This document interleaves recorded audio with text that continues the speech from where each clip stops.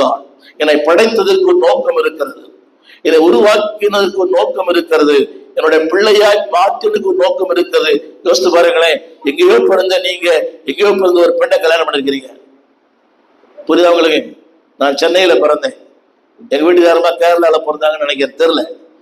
பார்த்தது கல்யாணம், அதாவது நான் முதல்ல எங்க பாஸ்டரோட அந்த பொண்ணை பார்த்தேன், அப்புறம் மனமடையில தான் பார்த்தேன். புரியவே இல்லை, நம்ப மாட்டீங்கல்ல? எங்க பாஸ்டரோட பார்த்து 2 நிமிஷம் தான் பார்த்தேன். ஏன்னா பாஸ்டரோட பார்க்கும்போது கொஞ்சம் மரியாதை இருக்கணும் இல்லையா? அந்த பாஸ்டர் அம்மா நல்லா பாரு நல்லா பாரு, நாங்க எங்க பாக்குறது? அதுல போனே இல்லையே, 42 வருஷம் ஆயிடுச்சு.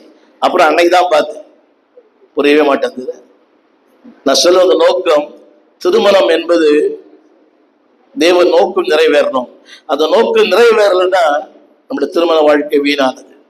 எனவே இந்த நாளிலே I pray the Lord's intention should fulfill your life. உடைய வாழ்க்கையிலே அவர் நோக்கம் நிறைவேற வேணும். 2 பேருக்கும் சொல்லுங்க, தேவனே எங்க வாழ்க்கையில நீங்க மையமா இருங்க. கவனிங்க, உங்க சொல்ல போறேன். இப்போ கைப்பிடிச்சு கொடுத்த பிறகு அந்த அம்மா அவங்க தூரம் போயிடணும் என்று பாக்குறீங்க.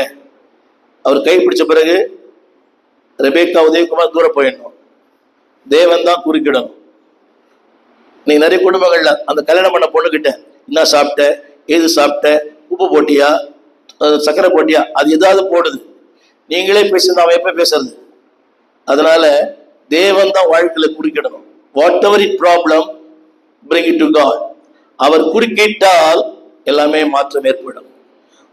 இந்த மனுஷங்க குறுக்கிட்டாங்கன்னா, நீ அப்படி சொன்ன, நீ இப்படி சொன்ன, உங்க அம்மா அப்படி சொன்னா, உங்க அப்பா இப்படி சொன்னா, தேவை அதெல்லாம்.